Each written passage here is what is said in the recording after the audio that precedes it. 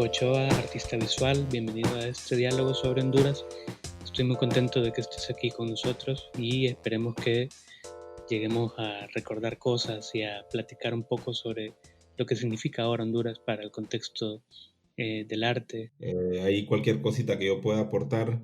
Yo siento que Honduras, por la condición en la que está, es un país, o sea, bueno, sí es un país que necesita como diversificar, o sea, digamos, el arte está como muy concentrado, digamos, en un círculo bien pequeño de todo lo que es la cultura. Y que, por cierto, yo pienso que viene de una tradición bien colonialista, o sea, que es lo que antes se llamaba, digamos, las artes, esa división entre artes mayores y artes menores que se hacía antes, ¿no?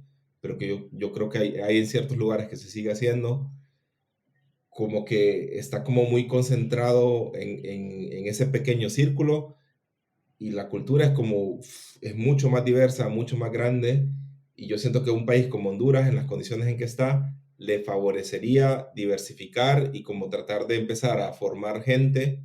O sea, obviamente la gente que dice, yo quiero hacer pintura, yo quiero pintar para ricos, está bien, todo bien, o sea, eso yo no estoy en contra de eso. Cada quien escoge su camino, ¿no?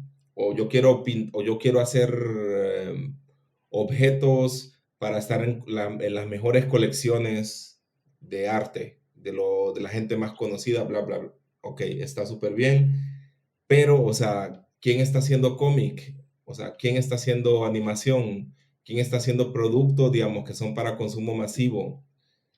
Y eso es donde yo siento que ahí hay como una parte donde todavía no hace el clic, que debería de haber como más, o sea, yo no quiero que nadie me malinterprete, o sea, todo eso está bien. Si vos decís, yo quiero hacer arte para gente rica, para que me compren caro, está muy bien. Me gusta tu visión porque en realidad poco se ha hablado acá de la cultura de manera integral. O sea que terminamos haciendo esta gran diferenciación entre el arte y la cultura, ¿no? Cuando Ujú. en otros lugares digamos que está súper integrado. Sos persona creativa, pues podemos decirlo de ese modo.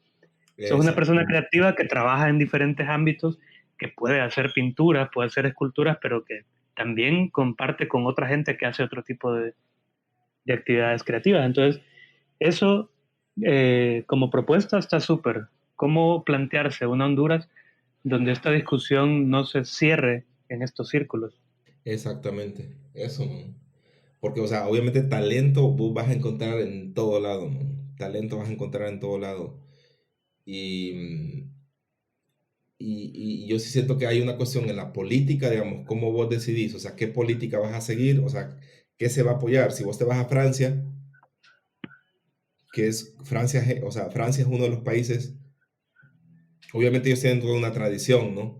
Y vos vas a los museos, tienen súper buenos museos, pero los franceses, lo que hacen ahora los franceses es cómic y animación.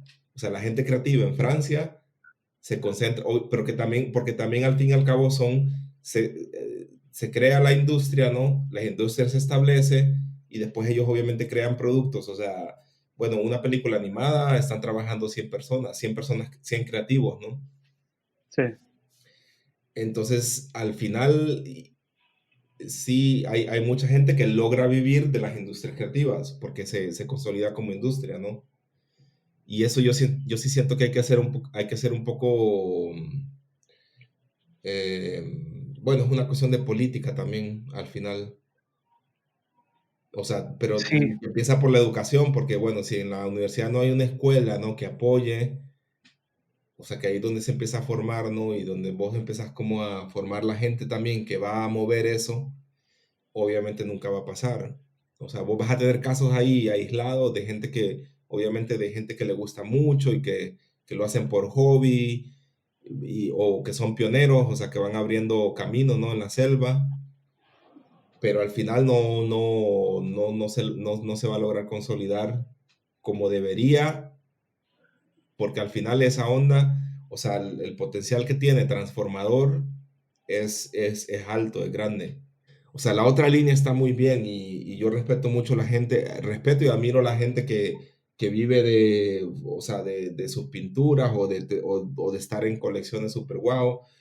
Todo bien, porque eso también es parte de la cultura y también uno, o sea, me encantan las publicaciones, uno puede aprender mucho, ¿no?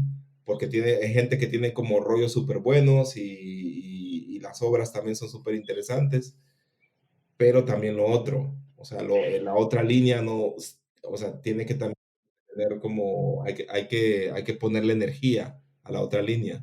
Justo que estábamos hablando de este tema de la educación, hay algo que más o menos insinúas y que yo logré ver en los últimos proyectos de la EAT, de Lester y Lucy, con esto de la gente, de dónde viene la gente que se interesa en estos temas del arte y la creatividad. Y cuando yo estudiaba, por ejemplo, cuando en el círculo en que yo me llevaba, no, casi siempre era el tema de venir de la Escuela de Bellas Artes. Y después fue abriéndose más a que venía gente de la fotografía, del diseño gráfico. Este tipo de relaciones creo que se necesitan cultivar más. Y mencionabas esto del tema de las políticas públicas, eh, que también debería involucrar la parte educativa, ¿verdad? Cómo la educación fomenta esta interactividad, este tipo de trabajo interdisciplinario, que al final es lo que nutre y se genera después una industria, ¿no? De acuerdo. Sí, importantísimo. Obviamente ahí donde yo como que ya pierdo como la fe en Honduras, porque digo, en Honduras no va a haber voluntad política para, o sea, porque al final, si vos te fijas, es interesante en qué se especializan las sociedades. O sea, vos Sí, tenés ahí, vos te vas a California y en California dijeron, nos queremos especializar en hacer películas. Entonces hay un montón de gente que vive de esa industria, ¿no? sí, Que de hecho es una industria que mueve millones, o sea, mueve millones o sea, es un mercado y les funciona y la gente va a ver las películas e incluso se ha vuelto un mercado que es como difícil de competir porque, o sea, en animación es súper difícil competir con las películas de Pixar y todo eso, a pesar de que a veces salen cosas que a todo el mundo fascinan, ¿no? Como las animaciones de los franceses, ¿no? Que son sí. como un cuarto el presupuesto de eso, pero que al final vos lo ves en la mente te revolucionan, ¿no?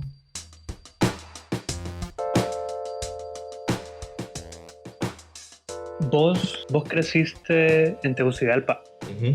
Tu mayor transformación cuando saliste de Honduras, ¿cómo la recordás? Pues bueno, mira, yo tengo ya más años vivir fuera de Honduras que dentro. Sí, Yo el año pasado yo cumplí 21 años de vivir fuera de Honduras. O sea, yo tengo 42 años, o sea, yo ya tengo más años fuera de Honduras que dentro. Toda mi familia está en Honduras y tengo contacto con ellos, o sea, regular. Y yo siento que los años que uno vive de niño y de adolescente son bien decisivos en toda tu vida. claro. O sea, te marcan toda la vida. Y eso es lo interesante, ¿no? El tema de la creatividad, ¿vos lo asociarías con esos años que pasaste aquí en Honduras antes de irte? Mira, yo sí siento que yo me fui de Honduras en un momento bien, bien, bien interesante, o sea, porque la Tegucigalpa de la que yo me fui es bien diferente a lo que yo veo ahora, ¿no?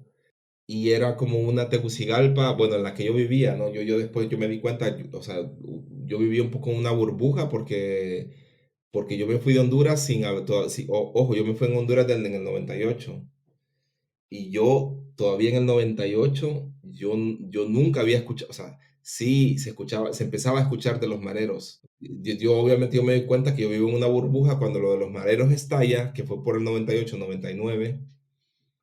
O sea, que todo el mundo, que mareros, mareros, mareros, y el tema, ¿no?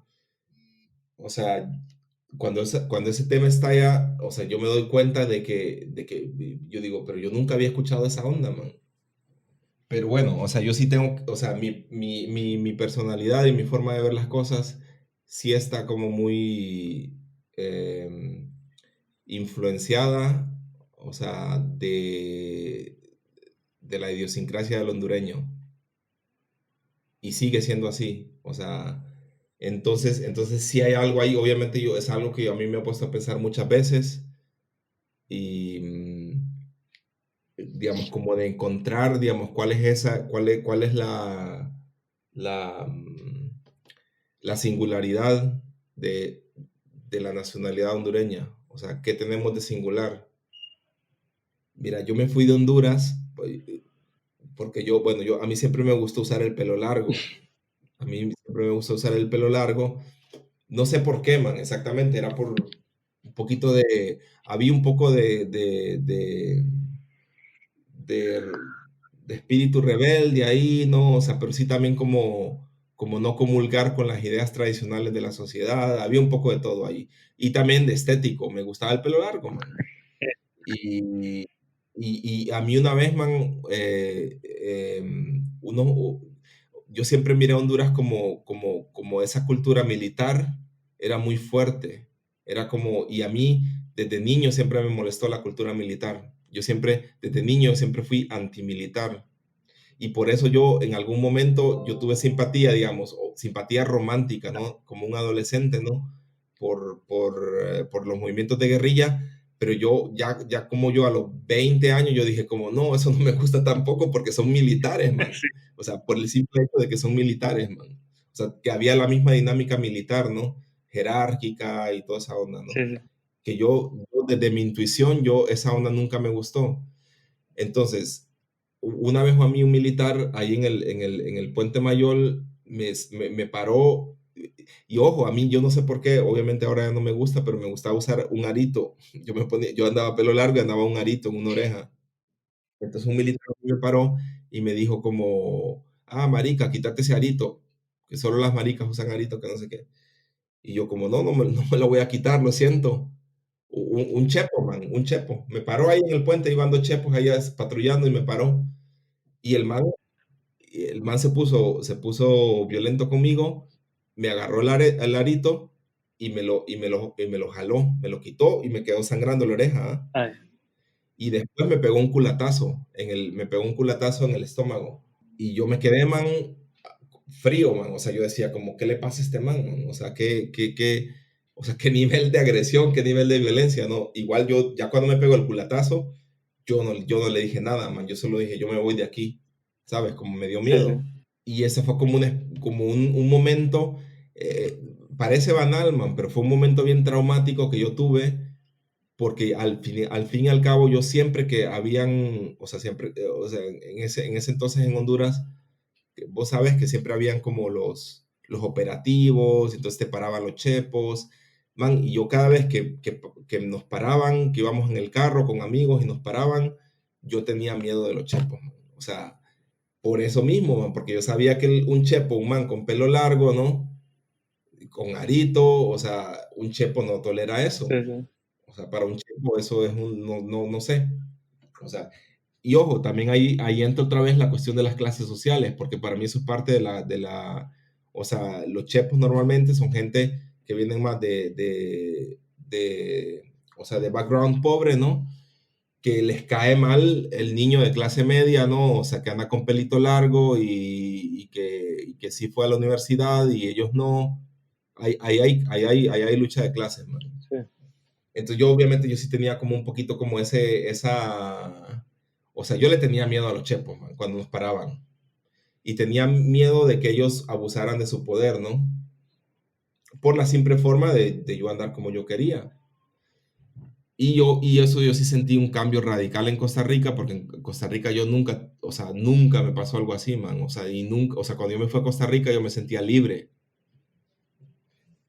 Y esa cultura de los chepos, del chepo, o sea, que ojo, que Juan Orlando la tiene. Juan Orlando es un chepo, man. O sea, el man es un chepo. El man le llega esa onda y tiene toda esa lógica y etcétera, ¿no? Esa cultura fue muy fuerte en los 80 en Honduras. ¿Por qué? Porque Reagan, o sea, Reagan o sea, con la misma lucha con la misma paranoia y lucha que se tenía contra los sandinistas, man, yo tengo ahí otra vez la cita también, o sea, cuánto dinero dio Estados Unidos en ayuda militar a Honduras, man, fueron millones y millones. y esa onda enriqueció a muchos chepos y también enriqueció toda la institución, ¿no? De los chepos y la hizo súper fuerte, súper potente, ¿no?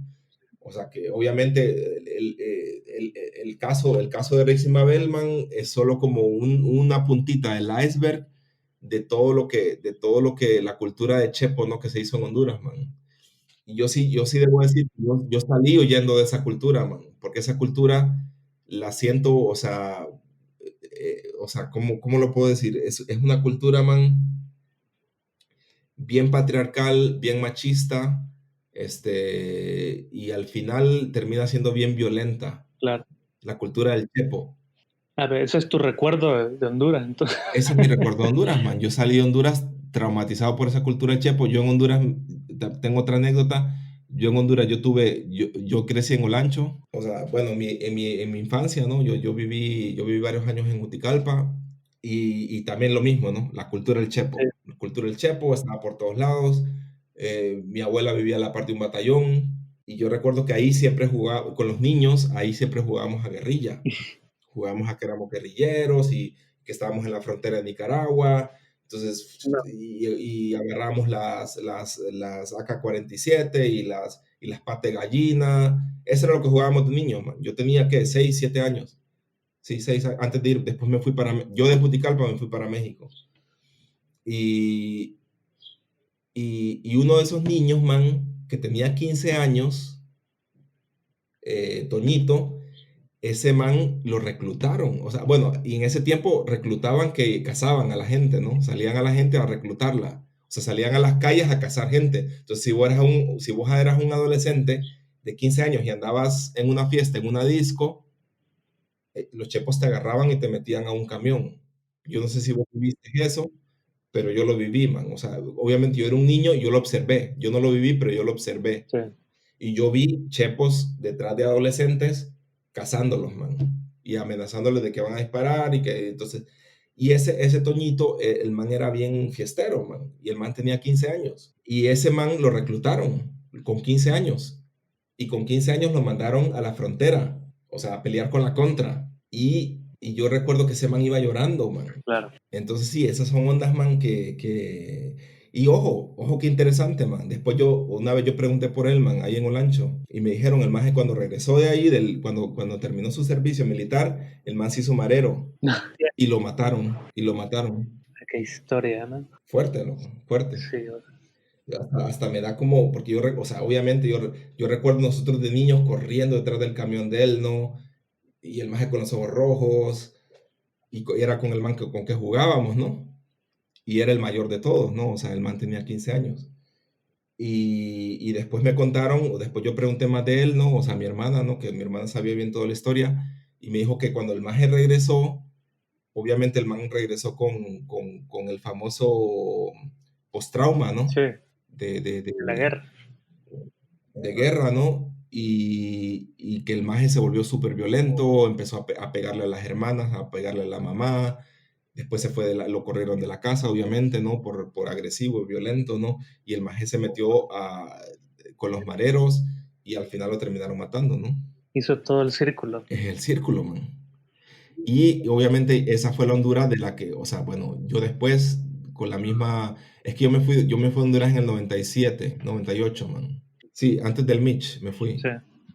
Y yo recuerdo o sea, yo caminaba, y yo siempre anduve por el centro, ¿no? O sea, normal en ese entonces, o sea, yo pasaba en el centro de Tegucigalpa y yo siempre recuerdo, siempre militarizado, siempre militares, yo trataba de evitarlos, ¿no? Para evitarme la fatiga. sí, Y eso yo sí siento, yo cuando yo llegué a Costa Rica yo me sentí liberado, ¿no? Yo dije como, "Uf".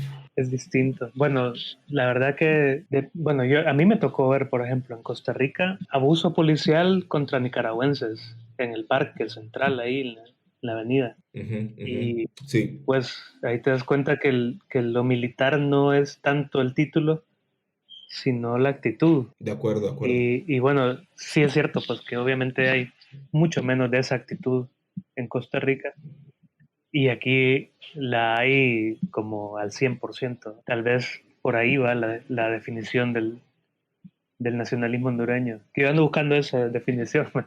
Y sí, sí me ha dejado pensando estas anécdotas tuyas. Sí, yo siento que Honduras, hay gente que si vos le decís en Honduras, digamos, o sea, vos criticas a los militares, se ofende bastante, man. Sí. Les ofende bastante porque es como una institución sagrada y bla, bla, bla. En Estados Unidos también es muy fuerte, man. O sea, el militar en Estados Unidos es súper fuerte. La cultura no militar, ¿no? O sea, yo al final, mi hipótesis es, o sea, nosotros vivimos en una cultura de la guerra, ¿no? O sea, mira, yo di clases ahorita a niños, y, ojo, en Suiza, ¿no? Obviamente son niños con trasfondo de papás extranjeros, ¿no? Pero mira, o sea, si yo analizo o sea, por ejemplo, los ejercicios que yo hacía con los niños, ¿no? Varones y las niñas, o sea, los niños se comportaban como, como veteranos o sea, si yo analizo los dibujos, yo te digo, mira, esos son los dibujos que hacían mis alumnos, Ujú. esos son los dibujos y esos son los que ellos quieren expresar. Y estos son los dibujos que hacían mis alumnas y esos son los que ellas quieren expresar. Los niños se comportan, man, como veteranos de guerra, man. Fuerte. O sea, porque todo lo que ellos expresan en sus dibujos, en sus historias, son historias violentas.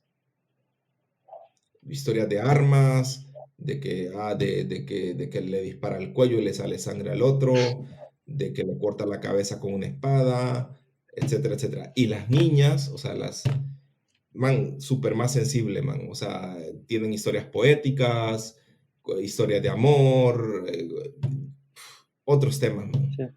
Entonces, y son niños de 14 años, ¿no? Entonces vos decís, ¿de dónde consumen estos niños tanta violencia, man?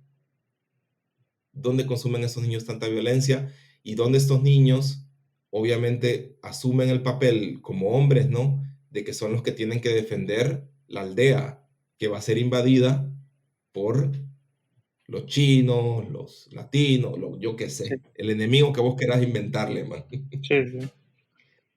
Entonces, eso marca mucho, man, eso marca mucho.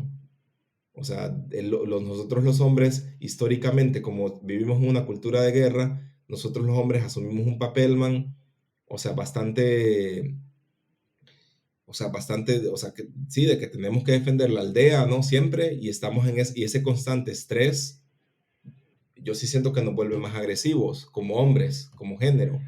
Claro. Y yo siento que la mujer como que tiene un espacio ahí más, o sea, obviamente la mujer sufre otras agresiones como mujer, ¿no? Por el mismo sistema patriarcal militar jerárquico, donde el hombre está arriba, ¿no? Y Dios es un hombre. Pero la mujer tiene como un escape ahí, ¿no? En donde puede expresar otras cosas. Y de hecho yo hace poco estaba viendo una investigadora y una antropóloga que decía, ¿no? Que muchas de las historias no nacieron con las mujeres que tenían en los inicios, ¿no? Que tejían ropa. Entonces, por eso ella dice, por eso muchas cosas de las historias, ¿no? O sea, tienen que ver con Ajá. tejer historias, ¿no? El plot, el nudo, ¿no? Y todo eso, ¿no? Porque las mujeres eran eso, ¿no? Eran las que transmitían las historias, ¿no? Sí, sí. Pero bueno, eso tiene que ver con la división del trabajo, o sea, con la división del trabajo en el patriarcado. O sea, en el patriarcado el hombre es un soldado y la mujer tiene que hacer, o sea, es una madre que tiene que tener lo más hijos posibles, preferiblemente hombres, que sean soldados para defender la aldea. Sí. Esa es una división del trabajo, man, súper antigua, pero seguimos en eso, no podemos salir, o sea, nos cuesta, como sociedades, nos cuesta mucho salir de ese paradigma. Sí, hay cambios, pero en realidad que sí es bien arraigado. Está súper arraigado, man, está súper arraigado. Sí, O sea, en esa división del trabajo, no, o sea, la mujer es solo se tiene que dedicar a parir y preferiblemente hombres. Y el hombre a defender la aldea porque sí, tal vez hace 12.000 años este mundo era una onda bien hostil, man.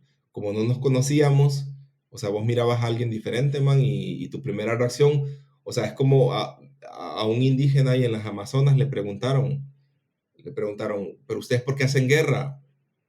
Y entonces él contestó, porque nosotros los matamos a ellos antes de que ellos nos maten a nosotros. sin preguntar. Sin preguntar, man. Es como los chimpancés. Si vos te metes al territorio de unos chimpancés, o sea, sos chimpancé muerto. Sí, sí. No te van a preguntar si podés o no, o qué andas haciendo aquí. Te van a matar, o sea, te van a atacar de una. Y de ahí venimos nosotros, man. O sea, nosotros también somos monos. La clave creo que es, bueno, lo que empezamos hablando hoy, que era el tema de la educación, ¿no? La importancia de que la educación aborde ese pensamiento lateral como para subvertir estas Sí, cosas. man, yo por eso estoy metido en este rollo, man. Por eso que vos acabas de decir. Y de hecho, uno de los temas que yo traté ahora con mis alumnos fue el racismo, man. O sea, nos pusimos a hablar de esa onda, man. Porque ellos tienen, o sea, obviamente son adolescentes y tienen mucho que aprender y también tienen que empezar a formar criterio, man. Sí, Y tratar de, en la medida de lo posible, de pensar fuera de los prejuicios. ¿Entendés? Entonces yo, por ejemplo, yo lo que les enseño a ellos a través del arte es, o sea, cómo se forma un dogma. O sea, por qué el pensamiento dogmático, o sea, es tan nocivo y produce o sea, tanto caos y tanta agresión. O sea, pensamiento dogmático también son chismes, man. O sea, el chisme, o sea, para entenderlo bien fácil, ¿no? sí, sí, El chisme es información que vos no, que vos sabes, o sea, que vos no sabes si es verdad o mentira, pero vos la seguís transmitiendo a otras personas. Y eso es pensamiento dogmático. Entonces, si vos entendés, ok, ¿qué es pensamiento dogmático? O sea, creer en algo, ¿no? Independientemente si vos sabes si es cierto o no, o sin pasar una evaluación y un análisis. sí, Y yo siento que esas ondas, man, o sea, mi opinión es que eso se debe enseñar a esas edades. Cuando vos ya estás en la universidad ya es muy tarde porque vos ya tenés formado tu hábitus. O sea, si vos ya creciste en una familia racista, digamos, tomando en el contexto de Estados Unidos o en el contexto incluso de Honduras, ¿no? Pero que en Honduras tenemos otros problemas. Para mí en Honduras el clasismo es un problema grave. sí. Y eso yo sí lo puedo ver claramente, man. Yo ya cuando estaba en Honduras me molestaba mucho el clasismo. Ya desde ahí y lo notaba siempre, ¿no? Pero, pero, pero sí, cómo se forma un dogma, cómo se forma un prejuicio, ¿no? Y al final cómo eso termina afectando tu percepción del otro. Fíjate que una de las cosas que a mí me, bueno, de hecho, es la razón por la que estoy intentando este proceso, y es que siempre he tenido como pendiente el tema del nacionalismo, cómo se vive el nacionalismo en Honduras, que me parece súper, súper violento, pero bueno, es como una cosa inserta en la memoria colectiva de mantener ese nacionalismo, incluso que te puede cegar de lo que está pasando en el mundo. Vos lo mirás de ese modo o tenés otra percepción. Si yo me paso, yo también el tema del nacionalismo, yo lo pienso mucho porque es un tema que, o sea, yo he estado los últimos años investigando el tema de la violencia estructural. Y dentro del tema de la violencia estructural, siempre sale el tema del nacionalismo. O sea, porque somos como grupos que se agrupan en torno a identidades, ¿entendés? Entonces es como, y dentro de esos grupos hay grupos, es bien fractal, porque dentro de esos grupos hay grupos y dentro de esos grupos hay otros grupos y así, ¿no? Sí, Y, y, mm, y bueno, yo sí lo he comentado con mi hermano varias veces, ¿no? Pero yo siento que todos los países son bien nacionalistas, o sea, en todos los países hay nacionalismo. Y que ahora y que en Honduras tenemos como una ventaja comparativa porque, pucha, es difícil la pregunta, man, ahora que... O sea, no, porque obviamente necesito, ¿sabes? Necesito más tiempo para pensarla, para contestarla como me gustaría. Pero bueno, voy a intentar. pero mira, es que me estaba acordando, bueno, tu primera salida fue hacia Costa Rica, ¿verdad? Es que a mí me interesa ver si podés llegar a ese recuerdo de las primeras veces que saliste, porque para mí fue, digamos, en mi experiencia fue muy transformador. Entonces quiero saber cómo eso de ser hondureño lo Pero mira, viviste ya. ojo, o sea, transformadores para es transformador para también para un suizo salir de Suiza. Ah, sí, sí, sí, claro. ¿entiendes? Entonces, al fin y al cabo, cualquier persona que sale, o sea, cualquier persona que está inmersa en su burbuja o en su atmósfera y sale de esa atmósfera y la ve desde afuera, se le va a revolucionar la mente, se va a dar cuenta de un montón de cosas. Volvemos al tema de la percepción. O sea, para vos, ver tu realidad solo es posible si vos salís de tu realidad y la ves desde afuera. Porque cuando vos estás inmerso en ella, o sea, sos como el pez en el agua. O sea, vos no te das cuenta, o sea, esa es tu realidad. Y eso nos pasa, o sea, por eso viajar es súper, o sea, para todo el mundo es súper loco, ¿no? Porque digamos, como que todo tu hábitus te lo, es como un terremoto, ¿no? O sea, te lo mueve por abajo. Entonces vos te empezás un poquito todos tus valores empiezan como a relativizarse y ahí es donde empieza la revolución. O sea, vos ya empezando por la religión, ¿no? Empezando por, incluso yo me di cuenta que, o sea, yo la primera vez que salí de Honduras fue a los 17 años, porque yo hice intercambio en Suecia.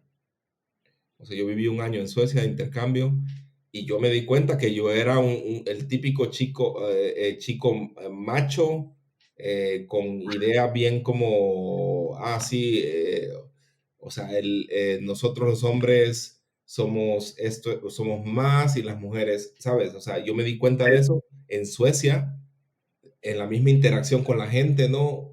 Y obviamente si tú tienes un poquito de sensibilidad, vos te vas a dar cuenta así de un solo, man. Vos vas a decir, fue puta. Y te da un poco, o sea, me dio vergüenza, ¿no? A mí me dio Sí, vergüenza. O sea, porque yo no, esas cosas nunca las había como, nunca las había pensado. O sea, las pensé hasta que salí de Honduras. sí, Y es bien difícil, y ojo, o sea, es bien difícil pensarlas si vos seguís inmerso dentro de esa misma realidad.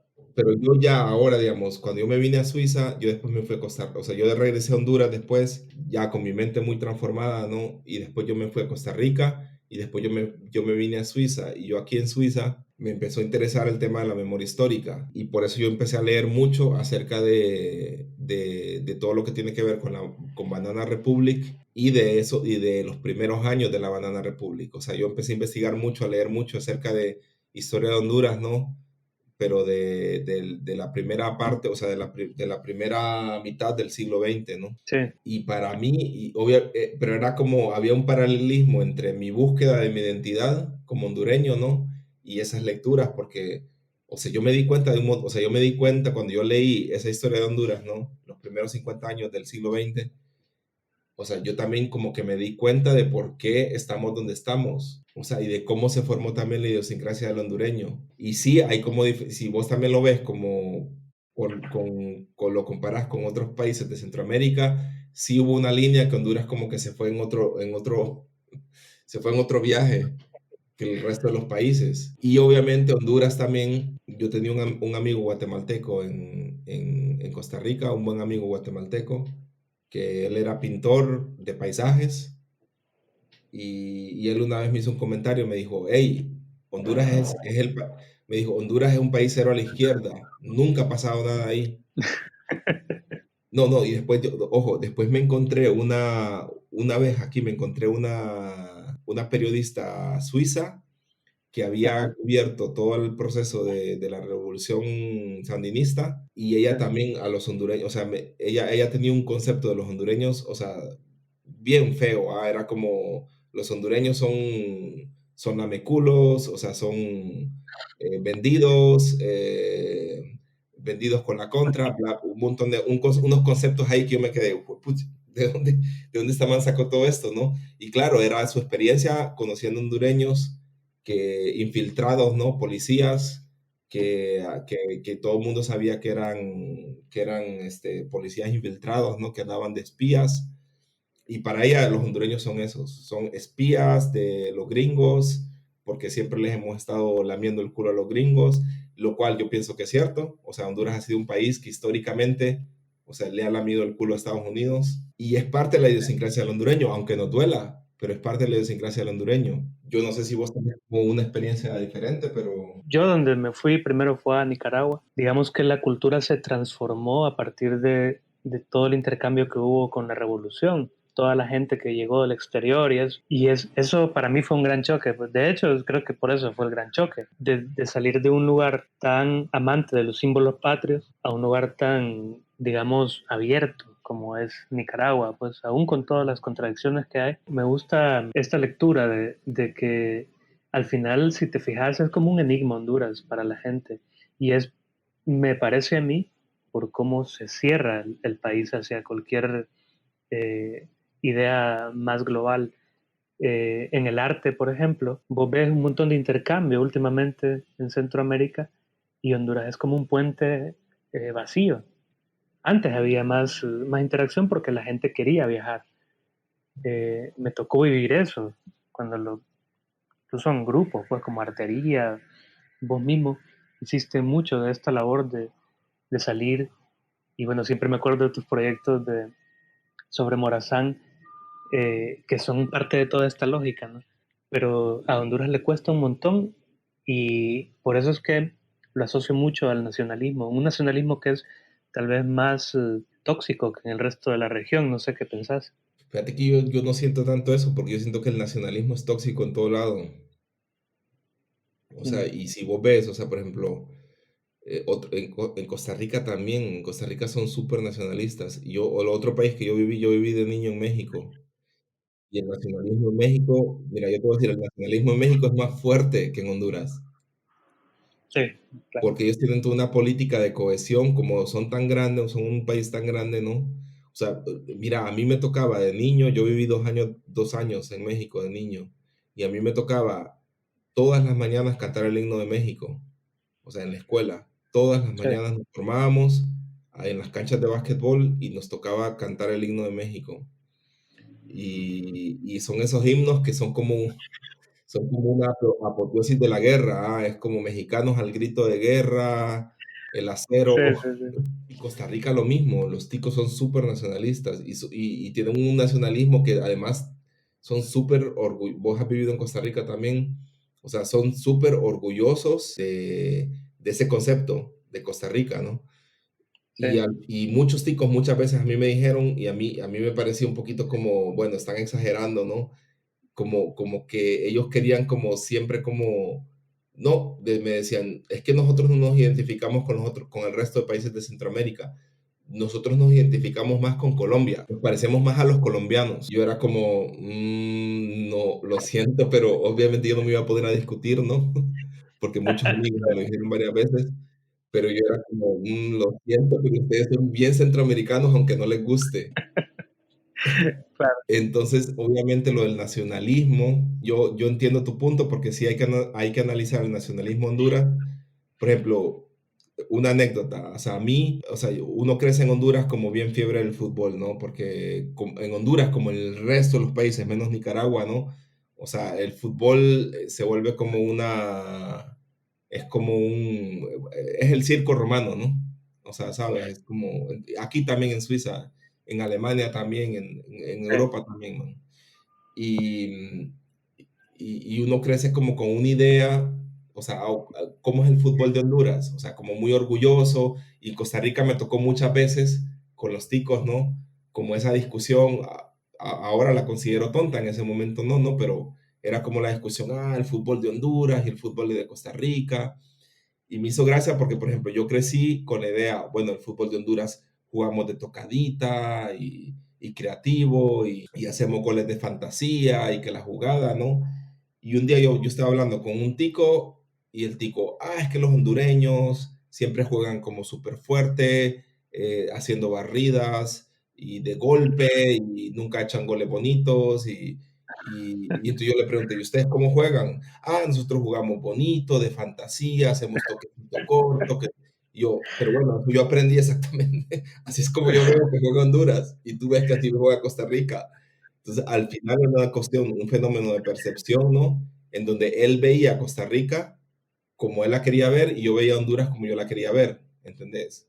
O sea, al final obviamente no me voy a poner a medir, o sea, pero bueno, o sea, para mí era como la historia yo qué sé, de la Honduras con el Nene Obando tocando, ¿no? Y ganándole a Costa Rica, ¿no? para él, yo no sé cuáles eran los ejemplos, pero era como, los hondureños juegan chancho y juegan de pelotazo arriba y echando gol. Y entonces era como, yo me di cuenta como, wow, qué loco, man. O sea, el nacionalismo, ¿no?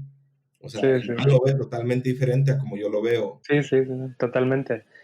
Y tal vez el tema es que, bueno, para mí desde el arte, por ejemplo, ver que aún como es la gente en Costa Rica, ¿verdad? Que ya sabemos, pero ver, por ejemplo, que tienen o históricamente han tenido tanto interés en Centroamérica y los proyectos más grandes se han dado allá, pues en realidad, Sí, en el tema del arte, digamos, o Nicaragua con todo, tantas contradicciones, pero también han sido como el eje de un sistema de bienales regional. Guatemala también bastante abierto al tema regional. El Salvador un poco como nosotros, pero sí me tocó como vivir eso desde el arte, sobre todo porque pues empecé trabajando temas regionales con Patricia Belli y sí notaba la gran diferencia de cómo se relaciona la gente sin contar con Honduras en Centroamérica. Pues hay casos de excepción, ¿verdad? Pero sí lo asocio un poco a eso. Digamos que más bien esta investigación es precisamente para quitarme todos esos prejuicios que llevo, ¿verdad? Conocer la experiencia de las otras personas. mira, lo que vos definiste de Honduras como enigma, yo ahí también estoy de acuerdo, man. Y Honduras es un enigma para mucha gente, porque Honduras además, y yo creo que eso se vuelve una ventaja, ¿no? Es un país difícil de clasificar, porque Honduras además, o sea, Honduras ha sido un país que históricamente, digamos, como que siempre ha estado ahí como, digamos, vaya, en la historia política, ¿no? O sea, de los países latinoamericanos siempre ha habido como esas relaciones de poder, ¿no? Entre Estados Unidos y Latinoamérica, y cada país como que ha tenido su momento en donde le ha dicho a los gringos, hey, alto, no, o sea, soberanía, nosotros queremos decidir, y porque los gringos históricamente han tenido una política, ¿no? En donde como son más fuertes, ellos han querido imponer siempre sus intereses, como lo hace el más fuerte. O sea, eso Sí, sí, es una cuestión de lucha de poder, ¿no? Y yo siento que Honduras ha sido un país que históricamente siempre como que, ¿cómo lo puedo decir? Como el niño que se alinea, ¿no? Con el fuerte para aunque lo humille, pero se alinea con el fuerte como para ver si gana algo, sí, pero al final no ha ganado nada, o sea, al final ha sido como, entonces obviamente por eso Honduras nunca se ha ganado el respeto, ¿no? De la comunidad internacional, porque siempre ha tenido como ese papel un poquito como hipocritón históricamente. sí, Y eso no quiere decir que Honduras no haya tenido gente que ha hecho resistencia y que se ha opuesto y que ha dicho, hey, no, nosotros queremos tomar nuestras decisiones que nos convengan a nosotros. O sea, nosotros no podemos siempre estarles como ilustrando las botas a ustedes, ¿no? Siempre ha habido eso, pero al final eso no ha sido lo suficientemente, o sea, esas voces no han sido lo suficientemente poderosas como para trascender más allá de las fronteras de Honduras. O sea, porque en sí, Honduras, como en todo lado, y eso es obvio, siempre ha habido resistencia y siempre ha habido gente que ha luchado, ¿no? Porque la cosa sea un poquito más win-win, o sea, que la cosa sea un poquito... sí, Pero yo siento que los gringos siempre, históricamente, a nosotros, o sea, en esa lucha de poder y en esa historia, ¿no? Siempre nos han tenido a nosotros sí, como los lamebotas, o sea, los que, sí, estos hacen lo que nosotros les decimos, cuando los queremos de aliados, los tenemos de aliados, cuando no los necesitamos, les pegamos un pedo en la cara. Entonces, por eso obviamente Honduras no tiene, o sea, si vos ves también, o sea, si vos ves en la representación, ¿no? O sea, digamos, en las canciones, o sea, Honduras raramente sale. O sea, Honduras raramente es mencionada porque no inspira a nadie. O sea, no inspira a ningún cantante, no inspira a ningún escritor, no, porque no existen esas historias, ¿no? Que trascienden. Hasta ahora, Berta Cáceres es una historia que ha trascendido, ¿no? Que es súper bueno que haya trascendido porque es realmente una historia que vale la pena contarla, o sea, que es triste, o sea, que es una mártir, ¿no? O sea, por el movimiento de defensa de la tierra, de los recursos naturales, ¿no? O sea, de la tierra, ¿no? De los ríos, de los bosques. y ya, como que eso sí a la gente le inspira, ¿no? Entonces la gente dice, ah, mira, pucha, Berta Cáceres de Honduras. Y así es como se gana un poquito de respeto en la imagen internacional, pero que a la vez es un poquito triste, ¿no? Porque al final murió una persona, o sea, es como, sí, bueno, es que bueno, todas esas historias son tristes siempre. Se habla, digamos, de todo este laboratorio que ha sido Honduras históricamente, sobre todo por lo que representa estratégicamente, ¿verdad? Para las grandes economías. Y bueno, supongo que con el tema que investigaste de las bananeras y eso, se enmarca más como en esa línea de por qué se ha manipulado tanto el país.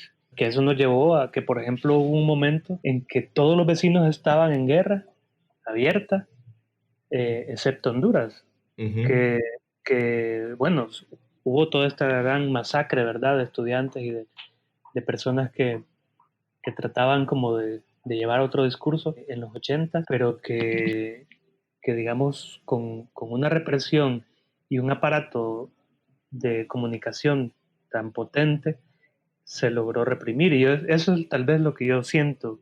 Asocio un poco este tema del nacionalismo a la campaña brutal que hemos tenido de formarnos en la idea de no salirnos de un esquema. Y eso pues se ve reflejado en toda la historia, ¿no? Ser revolucionario aquí no ha sido posible por esta situación histórica y los últimos años han sido un gran caos precisamente por eso, pues la división de la izquierda, la división del pensamiento lateral es brutal y entonces nos enseñan todo en blanco y negro y creo que por ahí va la cosa, pues no sé si vos desde lejos podés notar como eso. Nos enseñan blanco y negro, o sea, es que en todos los países nos enseñan blanco y negro, man.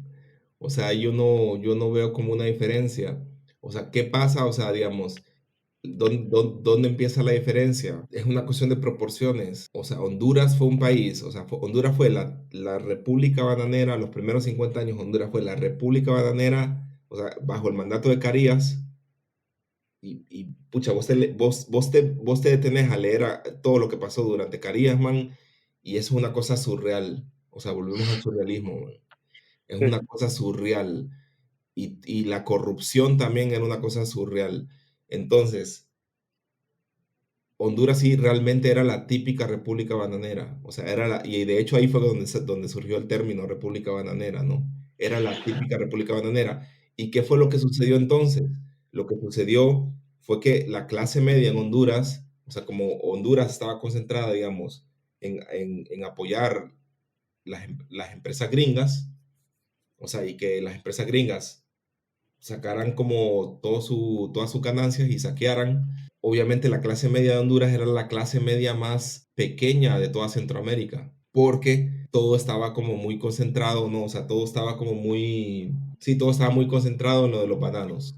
Entonces, obviamente, todo lo que giraba alrededor de los bananos, la gente o sea, de la producción de bananos, obviamente sí se enriquecían los abogados, ¿no? Pero obviamente eso también no ayudaba, como que no había como, por ejemplo, en El Salvador tenían el café, ¿no? Y tenían otras industrias.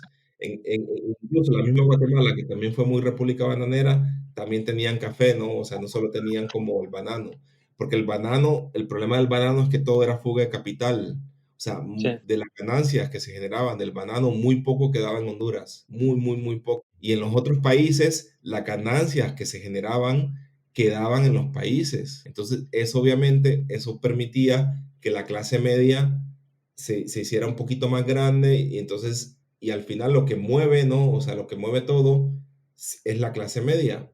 O sea, porque que yo qué sé, son los intelectuales, son la gente que trabaja en cultura, son los técnicos, son los ingenieros, al fin y al cabo, eso es lo que mueve. Yo siento que ahí Honduras como que o sea, como que perdió ventaja comparativa con los demás países de Centroamérica y al final eso nos terminó pasando la cuenta. Y si uno entiende eso y quien ha leído de esa primera fase, ¿no? Porque hubieron dos fases, después de la huelga de 54 cambió mucho todo, ¿no? Y Claro, que es un poquito como la historia que más conocemos todos. Pero esa primera fase fue bien dura, o sea, fue bien, fue determinante. para mí fue determinante y por eso estamos hoy en la situación o sea, estamos un poquito como jugando ese papel, ¿no? Que seguimos jugando. Pero vaya, todo ese panorama de cómo había injerencia de las transnacionales aquí, en realidad fue una política para toda la región. Y para el caso, ejemplos Sí, claros, el tren que tenía que pasar cruzando Honduras, como era el convenio, se quedó en la costa norte donde solo pasaban, digamos, el movimiento del banano. Pero en los otros países donde estaba el mismo acuerdo, el tren sí llegó a San José, el tren llegó a Ciudad Guatemala. ujú. Entonces, ¿por qué? O sea, ¿a cuenta de qué tantas diferencias en políticas que eran similares, pues, para toda la región? ¿Por qué en Honduras? Y ahí hay todo ese enigma, pues, que nos persigue. Pero, bueno, sí, sí, de acuerdo, pero eso, la respuesta es clara, es corrupción. Y hay una cultura de la corrupción, ¿no? Que tiene sus orígenes ahí. O sea, la corrupción en la dictadura de Carías, man, era fuerte. O sea, eran unos niveles de corrupción fuerte. ¿Y qué es la corrupción? Es al final lo que estamos viviendo hoy en día en Honduras, ¿no? O sea, es un pequeño grupo que empieza como a verle negocio a todo y que tratan de aprovecharse, ¿no? O sea, que se vuelven super, o sea, que los transforma o sea, es el, es el Sméagol del Señor del Anillo, ¿no?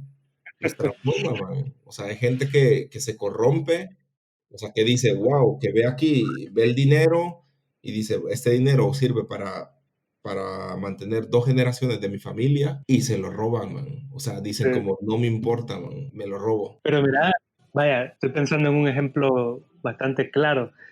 Nicaragua, que tuvo una dictadura mucho más grande Sí, que la de Carías, al final de la dictadura, digamos, los años previos a la caída, vos comparabas a Costa Rica con Nicaragua y Costa Rica era un pueblito allá olvidado en comparación con el poder económico y la influencia centroamericana que tenía Nicaragua. Pues incluso solo tenés que ver las fotos para compararlo. ujú. Te indica de que una dictadura, además súper violenta, hipercorrupta como la somocista, tampoco fue una barrera para un crecimiento económico. Obviamente se basaba como en la pobreza de mucha gente, en la persecución y muerte de mucha gente, como todas las dictaduras, pero incluso en eso somos distintos. Pues siempre miro diferencias y tal vez yo es que tengo un velo ahorita que no me deja ver algo más. Sí, sí, sí, claro. Es que cada país, ves, eso es lo interesante, que cada país tiene como sus particularidades. A pesar de que al final todo como que, si vos te fijas la historia, ¿no? Y empiezas a analizarla, ¿no? Es bien global cómo nos influimos países con otros países, o sea, grupos con otros grupos,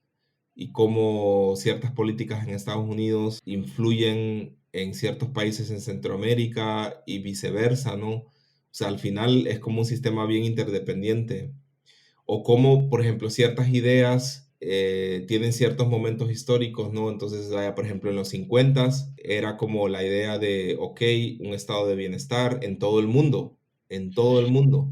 Esa idea empezó en Europa, los franceses dijeron estado de bienestar, el estado se encarga de la educación y de la salud, y por eso, post Segunda Guerra Mundial, porque después de la Segunda Guerra, y eso es lo interesante, después de las guerras, las sociedades se vuelven más equitativas después de una guerra, porque el Mm, trauma es tan fuerte, o sea, que es como, ok, vamos a repartir mejor la cosa, ¿no? sí. Entonces, después Segunda Guerra Mundial, todo el mundo, de hecho, no ha habido momento histórico entre 1950 y 1990, ¿no? 80, donde hubo más movilidad social, o sea, en el mundo occidental, ¿no?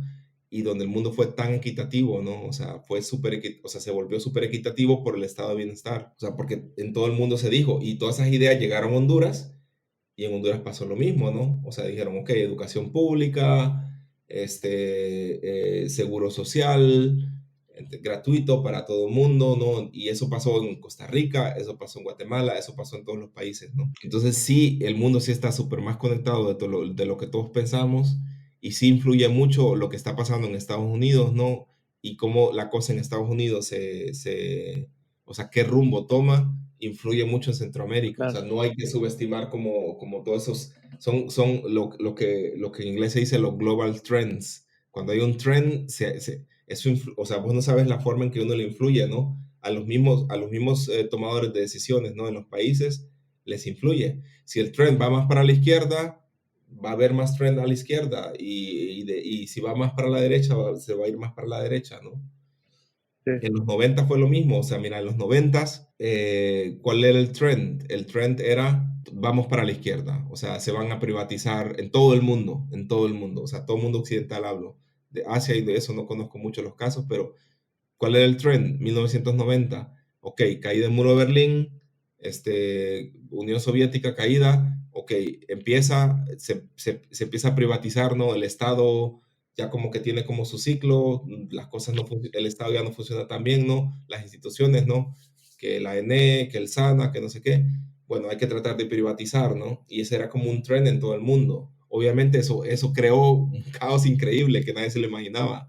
Y Honduras fue para mí de los primeros países donde ese caos explotó, o sea, con la desintegración social que hubo en Honduras, por esas sí. políticas no neoliberales. Pero eso era un tren en todo el mundo, incluso Suecia, un país, yo viví en Suecia, ¿no? En los 90s, y yo viví en Suecia en ese momento donde acababan de salir, o sea, Suecia tenía desde 1930 de haber tenido gobierno de izquierda. Solo una vez gobernó la derecha como en 70 años en Suecia. Y en 1990 en Suecia ganó la derecha por ese mismo trend, ¿no? Ganó Ajá. la derecha, pero después lo votaron, o sea, la gente estaba súper, o sea, la derecha ahí no pegó, es que la derecha no pega en Suecia. Ahora está volviendo a pegar, pero por la cuestión de la migración, porque la izquierda es tradicionalmente más solidaria, ¿no? Y dice, sí, nosotros podemos tener más refugiados. Y los suecos no dicen como, no, ya no podemos, nuestro sistema no aguanta con más refugiados. Y por eso es Sí, que ahora está otra vez la derecha en Suecia.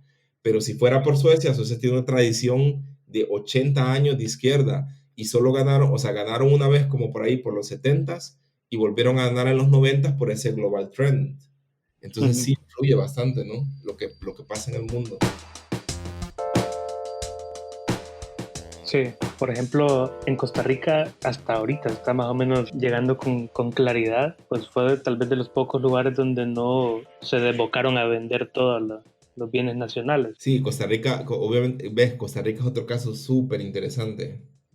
Porque Costa Rica, ojo, mira, Costa Rica, Figueres era un político bien astuto, man. Ojo, Costa Rica tuvo dos cosas buenas. Cuando vos lees la historia de, o sea, la United Fruit Company fue fundada en Costa Rica. Obviamente después se fusionó con la Tela Railroad Company en Honduras, ¿no? Y después se fusionaron con la Cuyamel. O sea, ellos fueron los que realmente al final terminaron mandando, ¿no? Sí, De Costa Rica también, igual que Guatemala y Honduras, estaban como muy dependientes de la industria del banano, ¿no?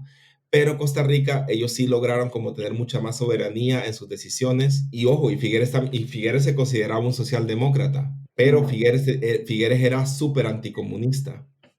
O sea, pero era así de que incluso Figueres, hay un documental de Figueres que mandó a matar a los comunistas, ¿no? En Costa Rica. mm, Entonces, obviamente, ahí es que Figueres se gana la simpatía o sea, porque obviamente la United Fruit Company o sea, todo lo que era comunismo era como, eran alérgicos, era como, y vos sabes que cuando vos sos alérgico, vos querés matar tu alergia, o sea, vos querés, es como, ¡fua! Los mato, porque te dan pánico, te dan pavor. ¿Entendés? Porque es o sea, va en contra de su negocio, ¿no? Que su negocio era basado en sueldos baratos, ¿no? O sea, en mano de obra barata.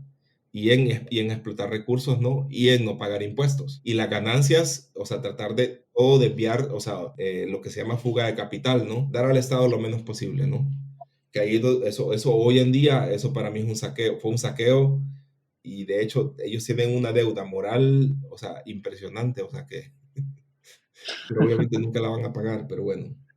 Pero esa fue la característica de Costa Rica, que Figueres logró, y además Figueres era un buen negociador con las bananeras. O sea, Figueres no les lamía el culo a las bananeras, como Carías sí lo hacía. Y ahí es donde yo veo como, ok, aquí hay un poquito ahí se diferencia un poquito la idiosincrasia, porque vos tenés y aquí volvemos al nacionalismo, porque tal vez el nacionalismo de Figueres sí ayudó a que ellos obtuvieran relaciones un poquito más win-win con las bananeras.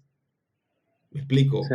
Y tal vez el mismo Honduras, no, o sea que Honduras, además en Honduras siempre hubo un tiempo como una discusión si nos volvemos colonia de los gringos o no, y ¿entiendes? Como esa discusión, ¿no? Que volvemos al tema del nacionalismo. O sea, el tema del nacionalismo es bien complejo, ¿no? O sea, yo sí desearía que nos volviéramos, o sea, que todos los países se volvieran menos nacionalistas. Porque el tema del nacionalismo, para mí, el nacionalismo es un paradigma caduco. O sea, ya el nacionalismo hoy en día, con el mundo globalizado que tenemos, interconectado, el nacionalismo ya no nos sirve. O sea, como paradigma para agruparnos.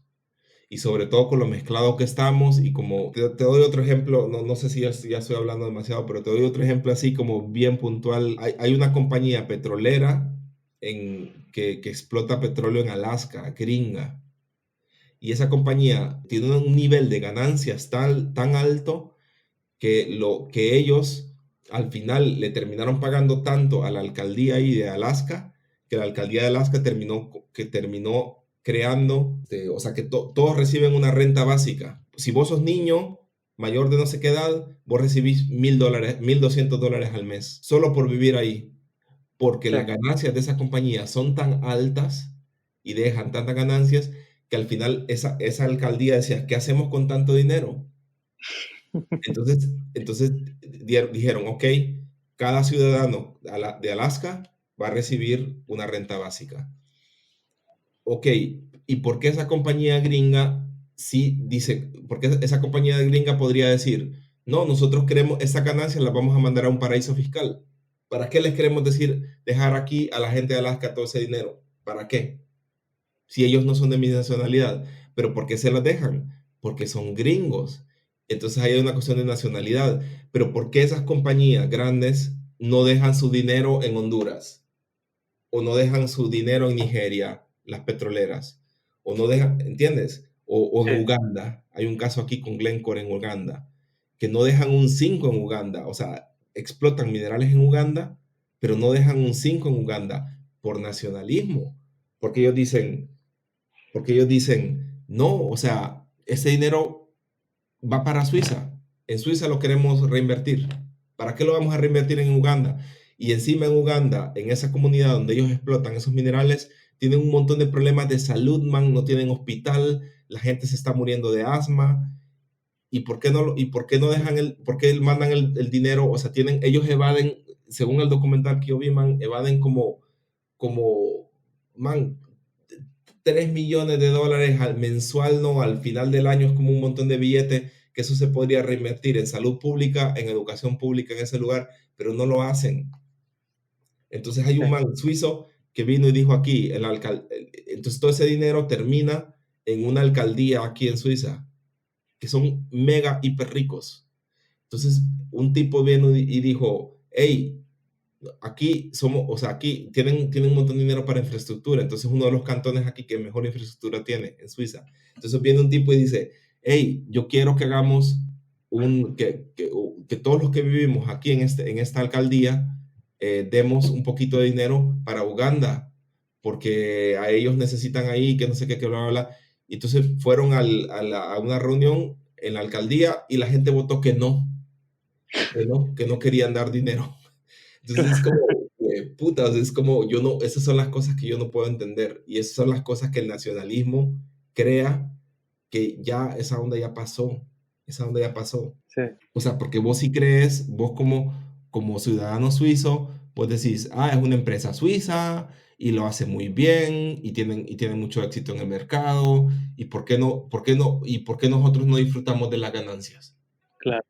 Ya, pero no están viendo la otra parte, man. No están viendo todo lo que contamina. Es una industria que tira un montón de humo y que la gente está enferma y que tienen unos niveles de contaminación increíbles el asma se ha vuelto una epidemia por esa empresa, ¿no?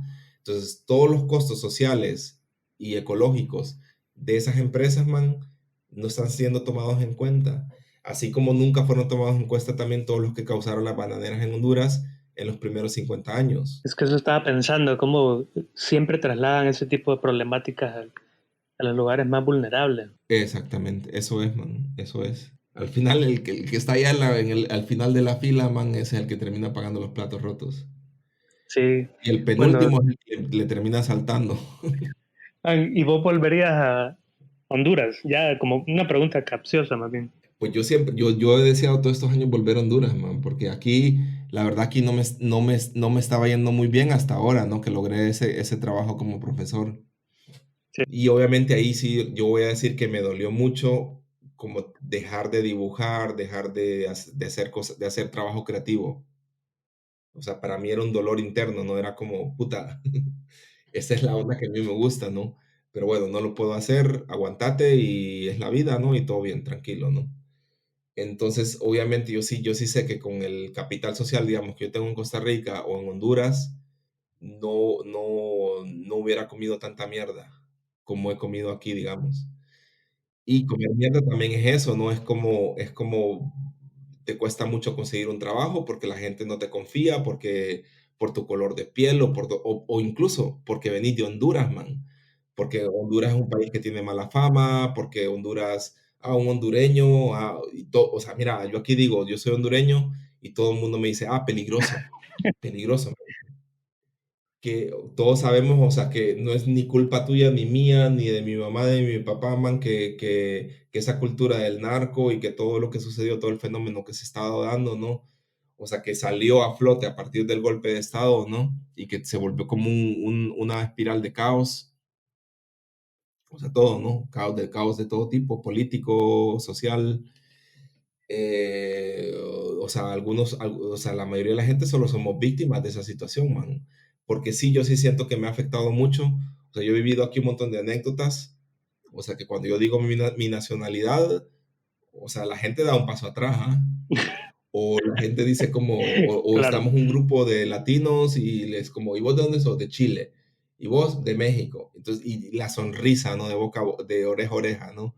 Y vos, yo soy de Costa Rica. Costa Rica, súper bien. Y vos, yo de Honduras. Man, y les cambia la sonrisa y se les baja. Y le ponen una cara así como man, como de cuando vos le estás dando como cuando le estás dando a alguien ¿cómo se llama? Como cuando alguien se muere, que le das el pésame.